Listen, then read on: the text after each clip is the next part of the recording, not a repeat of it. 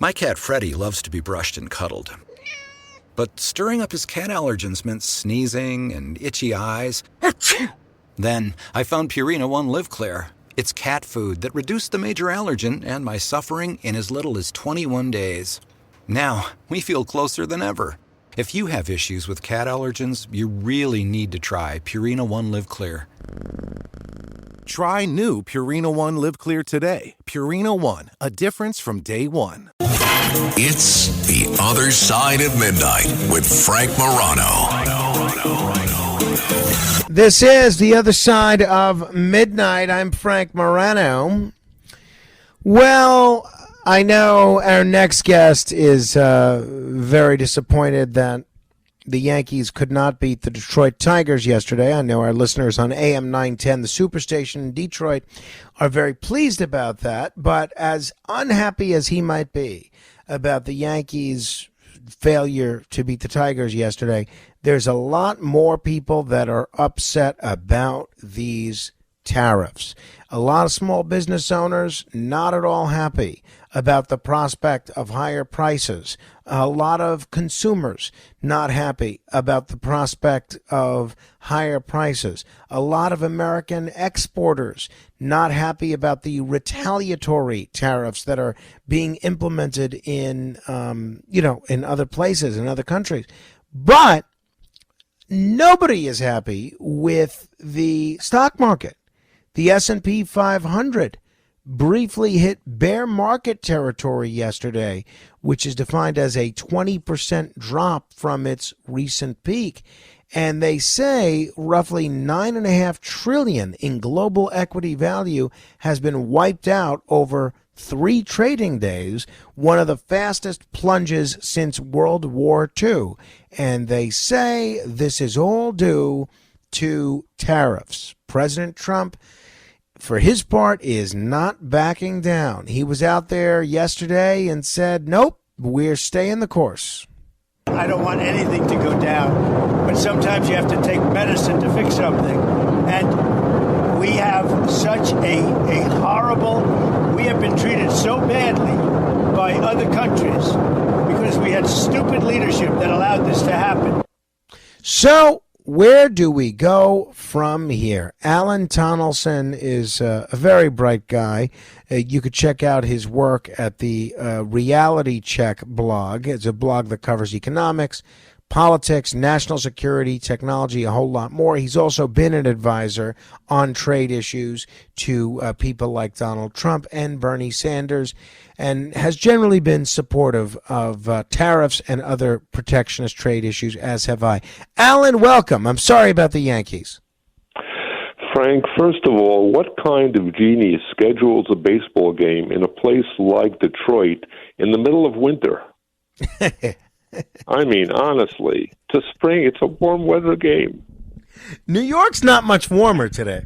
Oh, well, that's true. That's true. Fair enough. Well, they'll be back. They'll be back.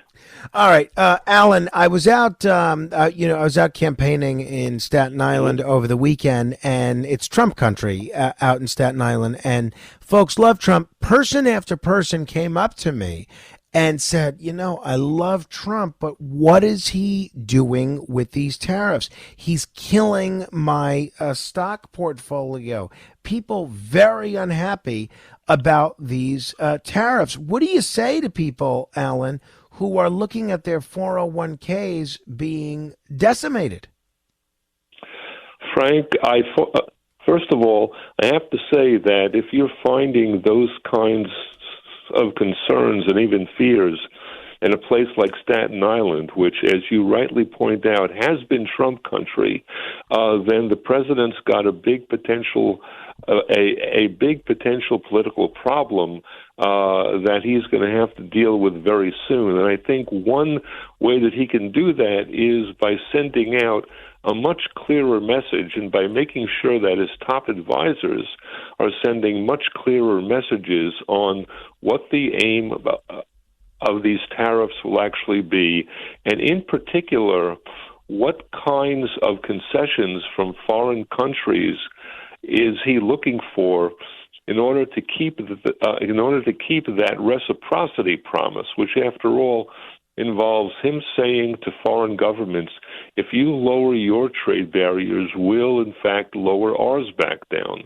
One big problem that they've had, and I think one big problem that's been experienced by businesses and also by investors, is that they're not sure if he really wants to negotiate after all. And unfortunately, advisors like his chief White House trade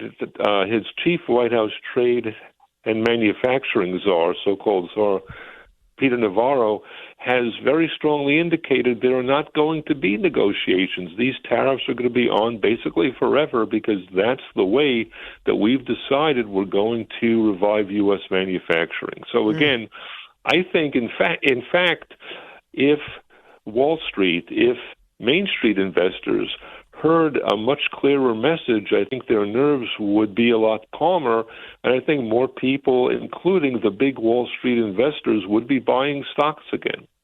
So, do you think the problem is primarily a messaging problem, not a substantive problem? I really do, and in fact, what's been even stranger is that you had mentioned in your your otherwise very fine introduction that there's been foreign retaliation and certainly suggesting that we're on the verge of global trade wars spiraling out of control. There's actually been very little foreign retaliation. The only country that said we're going to put up trade barrier or we're going to raise trade barriers in response to President Trump hiking his own has been China. Virtually which after all is a very big economy, okay. But everybody else, it seems, has been holding off or actually coming to the United States or wanting to approach American officials and saying, let's negotiate. Well, that's certainly encouraging, and that's a message I don't think that has been conveyed properly in the media. Heard, and in fact, Frank, if I could make one more point. Please. I don't want to sound paranoid, and I don't want to sound conspiratorial, but I really think that most of the mainstream media has decided because we can't stand Trump, we're going to whip up tariff hysteria and inflation hysteria, and we're going to try to join those forces that want him to back down. Well, that's such a good point, and I don't disagree. By the way, at 30 minutes after the hour, this is The Other Side of Midnight. My guest is Alan Tonelson, because what you see is there are certain media outlets like the Wall Street Journal, for instance, that have always opposed tariffs for ideological reasons, and they're still being very, very opposed to them, and they're highlighting a lot of the negatives. And then you have certain left of center personalities like Bernie Sanders and others, Robert Reich, for instance, that have always advocated for fair trade rather than free trade, and they are killing Trump for these tariffs. And I think it's kind of a case where the right-wingers, or the conventional neocons, they are all about talking about what a disaster this is because it suits their ideological agenda. And Democrats or other progressive people, even if they've traditionally been in favor of protectionist trade policies, they're all about talking about how horrible this is because it suits their political agenda. I think the Democrats, or at least most of them, because after all, there have been some Democrats who have always backed these one-way free trade agreements, and yet at the same time, Democrats who essentially let labor unions, and in particular manufacturing unions, call the tune on their trade policies, and who have long supported tariffs, especially on China, but on other countries too. And I know this firsthand because I've worked with these people for decades. Those people have decided all of a sudden we hate tariffs. Tariffs are a tax on consumers, and that therefore they're unacceptable. By the way, it's fascinating. They don't seem to oppose other kinds of taxes. Yeah, that's a good point. On foreign producers and foreign governments, and taxes on the imports of offshoring multinational companies, that's all of a sudden verboten. Yeah, it's a good point. Now, but let's go back to the very real concerns that Right. people have about the stock market. Billions of dollars in value wiped out. Even some MAGA-aligned lawmakers are calling for Trump to pull back. You heard Trump's comments there talking about taking your medicine. If this is the medicine, are we sure that the patient survives the treatment? That's one other problem, I think, with the administration's messaging. After all, when President Trump ran for the White House this past year or this past 2 years, he promised explicitly that trade wars are easy to start and easy to win, especially easy to win. And we're finding out that that's not so true after all, especially in the short term and even in the medium term. So again, he's really painted himself, if this is the right metaphor, he's painted himself into something of a tight political corner here. And again, I think that messaging needs to be straightened out right away. However, although I don't give out investment advice because I don't really feel qualified to advise anybody on investments except for myself, I really would remind people that stocks in the long term have gone up. We've overcome disasters like COVID. We've overcome disasters like the global financial crisis of 2008. And we've seen big corrections in the stock market before, even when we haven't had crises. In fact, just back in 2022, the NASDAQ had a terrible year. It was down about 20%, although I do grant your point that these latest declines have been unusually rapid. Mm-hmm. All right. You have argued, and I completely agree with you in all candor. And if, by the way, if people are just tuning in, we're talking with Alan Tonelson. You've argued that tariffs protect American workers. In the short term, aren't they just making life more expensive for the same working and middle class people we're supposedly trying to help? Frank, we just haven't seen that so far in the economic data that's come out.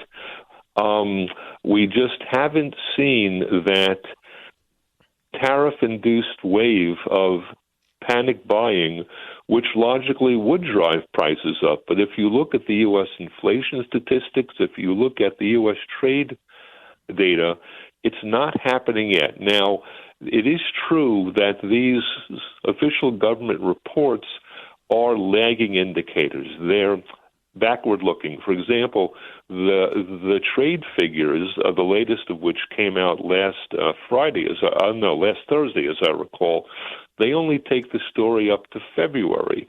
The latest jobs figures only take the story up to March, and the same goes for the latest inflation figures. Now, that might change with the next set of government statistics, but we haven't seen that change yet.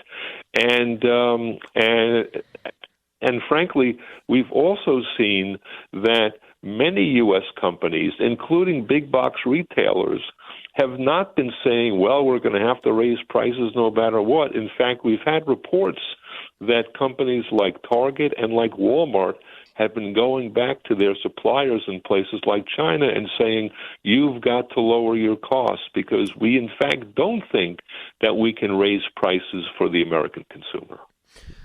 President Trump himself admitted that prices will go up and said Americans just need to take their medicine. What do you say to the retiree on a fixed income or the single mom barely scraping by who can't afford to wait years for the payoff of a renewed and revived American manufacturing and industrial base? Again, that's the problem. That's one of the main problems, if not the main problem, that President Trump faces. He's got to be able to send them a much more reassuring message than he has so far.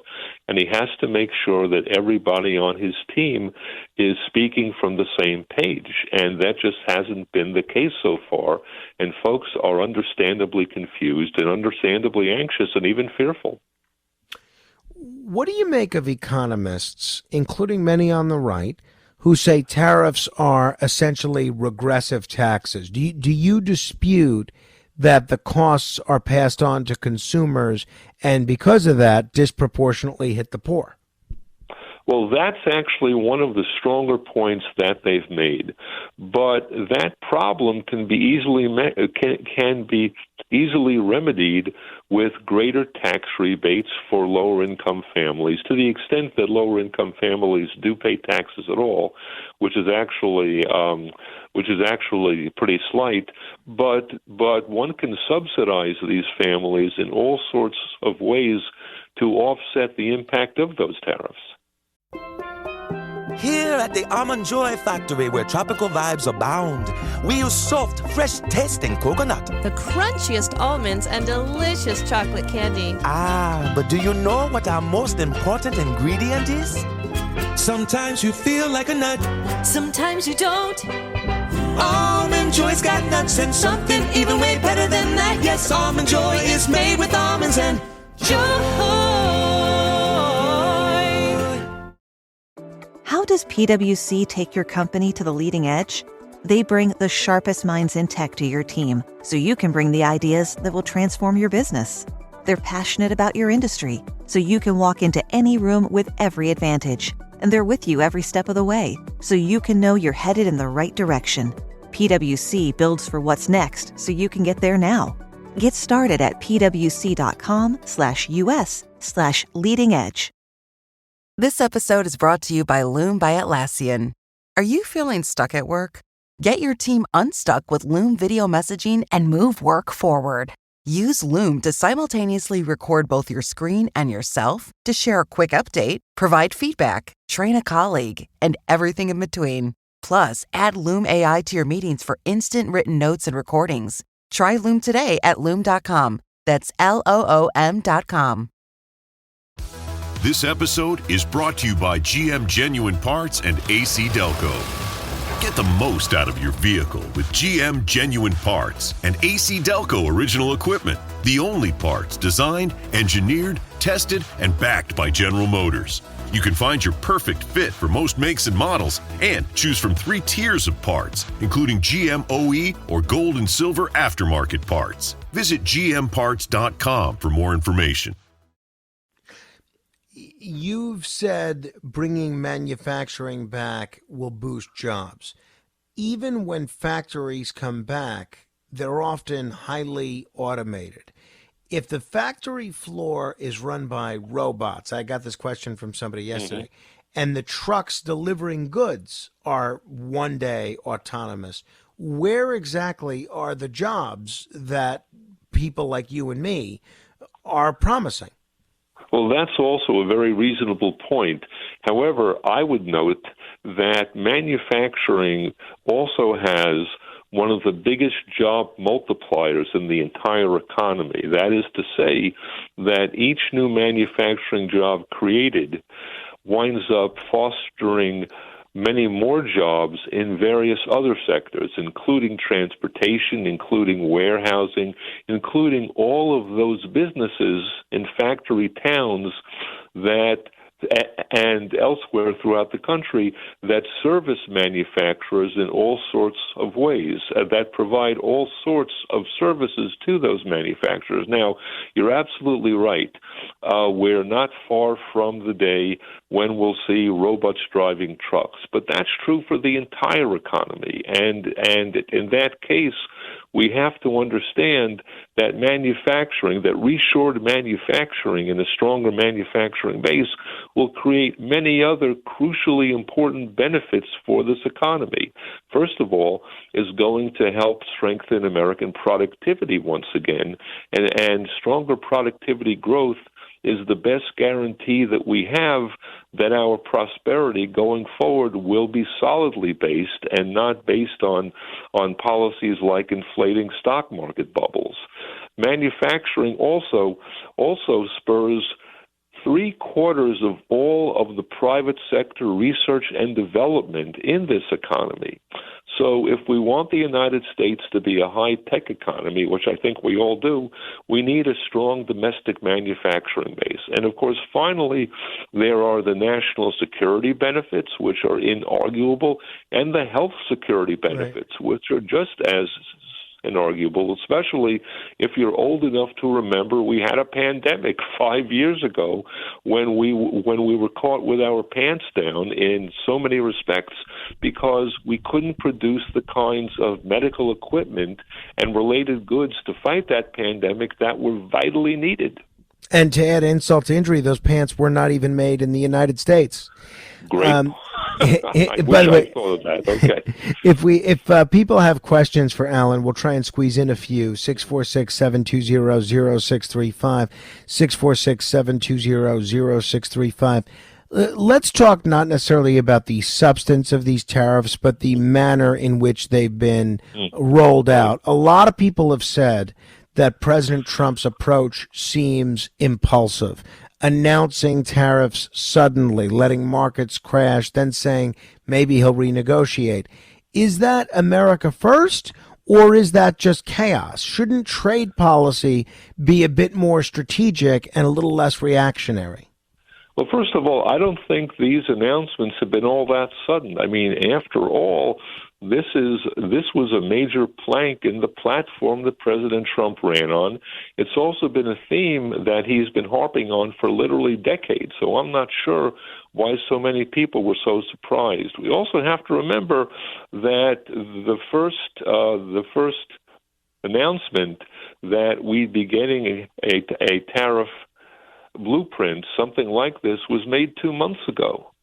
So again, this notion that they've come all of a sudden, I'm just not buying it. I think there's no doubt that a lot of Wall Street investors in particular were very confident that the president's bark would be much worse than his actual bite. And frankly, they had no reason to assume that whatever. I think that was a triumph of hope over experience. Let me ask you about the broader economic philosophy behind these tariffs. Let's say we do reduce trade deficits. Does that automatically mean higher wages, more jobs, and stronger economic growth for Americans? Or are we just shrinking the global pie out of a misguided sense of economic nationalism? We could very well be shrinking the economic pie elsewhere, but as I see it, is bound to expand the economic pie here. Even if you're not going to see a big export bonanza from companies that are trying to sell overseas because foreign economic growth has slowed down or even stopped completely. And in fact, that's the situation that we're largely in right now. You're going to see a big increase in demand for manufactured goods in the U.S. home market. And that's going to spur more production and some more employment. There's no question about that as I see it. Well, a lot of people have questions for you. We'll try and get to a couple. 646-720-0635. David in the Bronx comes up with much tougher questions than I ever could, so we'll go start with him. David, you're on with Alan Tonelson. David, I got you? Okay, yeah. I've got a two-part question for you, Alan. Sure. The first thing is it's about the messaging. Now, we both understand that Peter Navarro has been out there saying things that I think are not helpful. And one of the things he said today when he was being interviewed by Laura Ingraham on Fox was that in addition, because Europeans have offered to reduce tariffs to zero, but he said that's not good enough. They need to get rid of their 19% VAT, which is basically their version of a sales tax. Now, my question about that is, does that mean that the administration is not really serious about eliminating foreign tariffs, or do they have another agenda basically by relying on tariff money to replace income tax income? Oh, far from it. And I got to point out, David, I've got Bronx roots, okay? So the fact is that that foreign countries cutting or even eliminating tariffs is not going to solve anywhere near the whole problem. And this is one point that Peter Navarro gets absolutely right. Non-tariff barriers, including value-added taxes, the VATs that you just mentioned, are often much more important and much more formidable obstacles to U.S. exporters. And, by the way, what's not widely known is that foreign VAT systems wind up subsidizing foreign sales to the United States. So American companies competing against foreign companies get hit both ways. And once again, Navarro was absolutely right.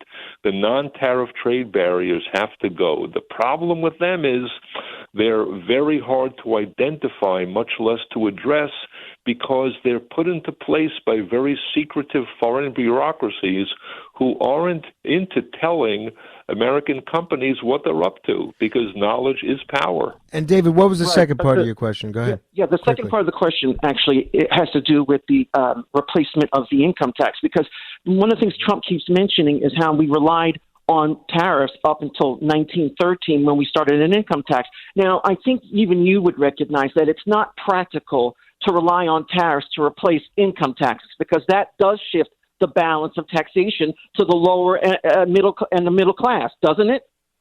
Well, I think you've absolutely nailed it for that reason, and we did talk about that just a few moments ago. But also, we have to understand, and President Trump has to admit, the U.S. government today is much bigger than it was back in President McKinley's day in the 1890s, and it's much bigger not only because bureaucracies just tend to grow and grow for reasons having nothing to do with real life, but because Americans want a larger government for very good reasons.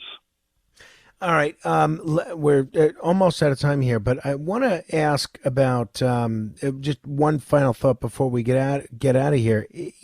There's an old saying, you don't fix a leaky faucet by flooding the house. Is the current economic volatility we're seeing really worth the long-term gamble of this aggressive tariff-first policy, Alan? Well, Frank, there's also a very old expression. I think the Chinese first came up with it. Trees don't grow to the sky. And we have to ask ourselves, how much longer could the situation have continued of the United States, of Americans living far beyond their means, largely because we import so much less than we export, and our trade and our related budget deficits are spiraling out of control. As so many folks have warned on the right and even on the left to some extent, this problem had to be addressed at some point, has to be addressed at some point, and the sooner the better. And as President Trump has very belatedly acknowledged, this period of adjustment is going to require some pain. Alan, we're going to have to end it there. I appreciate you either staying up late or getting up early for us, and I'll look forward to our next conversation very much. I always learn a great deal from you. Well, me too, Frank. Thanks so much, as always, for the opportunity. Thank you. If you want to comment for 15 seconds, you could certainly do so at 646-720-0635. That's 1-646-720-0635. We'll do 15 seconds of fame straight ahead. The Other Side of Midnight.